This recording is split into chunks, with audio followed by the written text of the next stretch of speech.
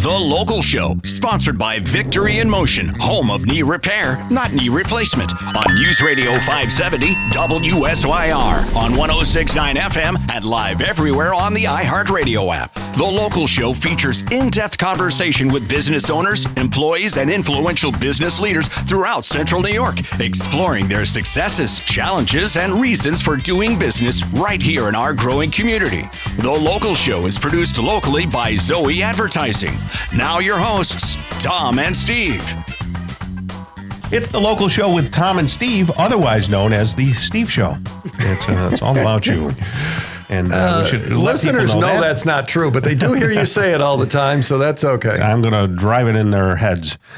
Speaking of driving things in your head, if you want to communicate with Steve and Steve only, you can text that line, right? You still have the line, right? We do. It's 216-0273. Yeah.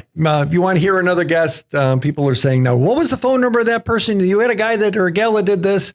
And we that's get what some. it's for, That's what it's for. Or you can just say you love Tom's voice because everybody seems to love Tom's voice. 216-0273. The text Steve adulation line. Steve adulation line. Yep, there you go. Helen Kelley's back with us. She's the development officer at Elmcrest Children's Center. How are you, Helen? I'm good. How are you? Good. I think that people should check out the YouTube because we have lots of cameras in here. Yes. I don't want to make you self-conscious, but she's looking great. You always look stylish. Best dressed. Like you just came off of Vogue. Compared to us, Tom. Yeah, that's my side gig. Yeah, right. You're voguing on the side. I am. Helen, I've known you for quite a while. Yes. I know you've held some different roles. When did we meet each other? What were you doing way back when? We met through LinkedIn. Oh, it was just, through a LinkedIn. And it was an in-person LinkedIn. Okay. Excuse me, I've had a little something. And we might have been a part of like some business groups together and things like that back in the day. And CBA. And CBA, of course. Yeah, you were over there. You were doing fundraising for them, is that Always, yes. Yeah. 18 years of fundraising. Yeah, Lots of that's picking pockets.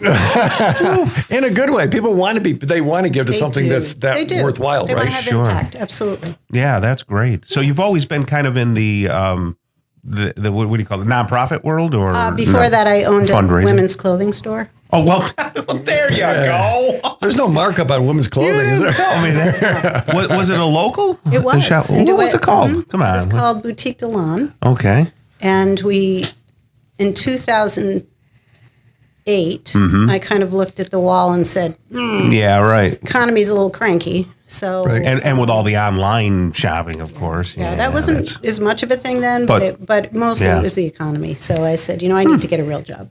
So that YouTube listeners will understand that's why she gets best dressed, Tom. She was in the business. She was in the business. She knows.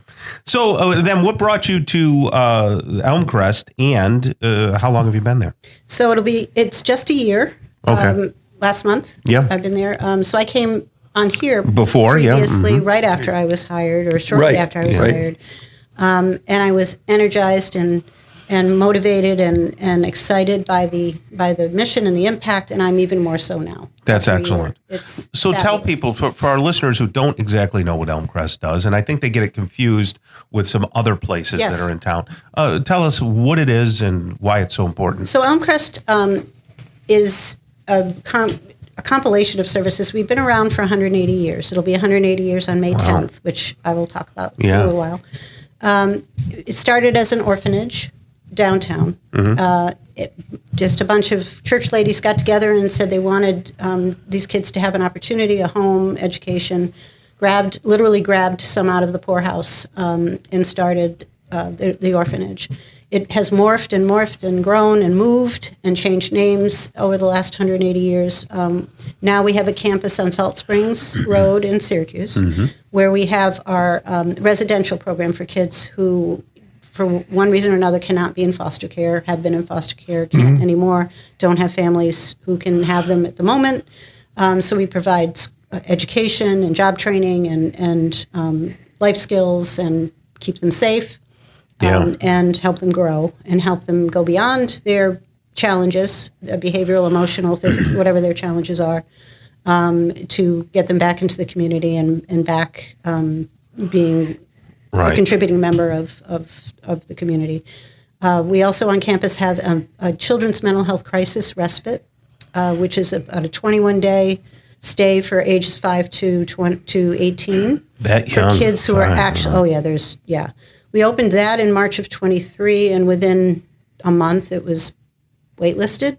Wow. So excitingly, the beginning of May, we're going to be opening our second building, which is currently being rehabbed. Is it right on the main campus? Right on the main campus, where they will be. So we currently have 12 beds, and the new building will have 8. So that will be opening very So that would be a total of 20, Tom. Tom's trying to do math in his head, sorry, and it's Tom. a challenge for him. So I just did that for him to I help him out. appreciate that. Yes, Yeah. yeah. I brought a pen. In case you needed to. I have a new AI chip in my head. I can do it now. Oh, wow. That explains a lot. Yeah. So, and also on campus, we have our early ed program. We have Head Start, UPK, daycare. And so that's just on campus. And that's about 100 kids, maybe total, between all of those services. Off campus, we have 2, what they used to call group homes, for the older kids who have kind of aged out of foster care, but not quite ready to enter the workforce, get an apartment, et cetera. So that there's one on Euclid in Syracuse, and there's one down in Tully in Skill Valley, which is gorgeous. And again, we give them life skills. We teach them how to fill out job applications and apartment applications, and get them going so that they can launch. That's fantastic. We also have many community-based services. We do Medicaid managed care. We have family transitions where we help families through sexual abuse, those types of things. Family services where we can keep families together, families who are at risk of losing their kids. We give them education and teach them parenting skills and all of that, and that's out in our community. So overall, we serve 2,800 children and families a year. Oh, my gosh.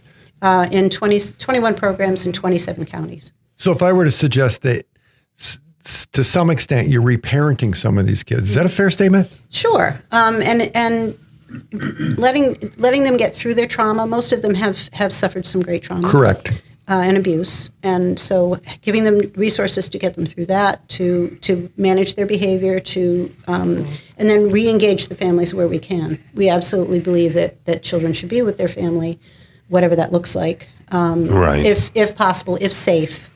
So Yeah, that's the important You had thing. mentioned 180 years. You were going to mention something about 180 years. What's up with the 180 years? Today, I am here to pitch. Yeah. We, in the beginning of this year, thanks to, and I have to read this, I apologize. Yeah, but no, I want go to give ahead. correct credit. Thanks to funds from the 3-tier project support program, a re-grant program of County of Onondaga with support of County Executive and administered by CNY Arts. So Wow, CNY that's a Arts, lot. if you're out Yeah. there, I'm doing you justice. There we go. We received a grant and several sponsorships and donations from individuals in the community to start a theater program, Oh, wow. which we Very have not nice, had. It's as you know, STEAM is extraordinarily important for kids for their growth and for their education. STEAM meaning I've added arts to this to the whole STEM piece. Right, got it. We've involved as many kids from as many programs as we can for the writing of the play, the acting, the directing, the marketing, the Beautiful. tech support, sound, light, They're learning costumes, all those props, different life skills, everything. professional skills. Yeah. How can the community get involved? So our first performance is going to be May 10th, which is our 180th birthday. Hey, there we go. There we go. I brought it in. Right. I knew that was coming. And that will be it's a dinner theater performance at Elmcrest on campus. Tickets can be purchased, or information can be had, or sponsorships or ads on our website, which is elmcrest.org. And at the top, you'll see it's called HEAT, Highly Empowered Awesome Talent Program. Very and nice. you just click on the HEAT, and it tells you all about it and how to support it. And I'm encouraging people to buy tickets, because so many of these kids have never been in a play, they've never seen a play, they didn't know what it existed, and they've really, really worked hard to bring this forward. Great. That's great. And all that info is at elmcrest.org. Correct. Yep, And it's all on our they can website. get on board. Yep. All right. Well, thank you very much. Helen Kelley right there, Development Officer at Elmcrest Children's Center, elmcrest.org. Thank you. Thank you for having me.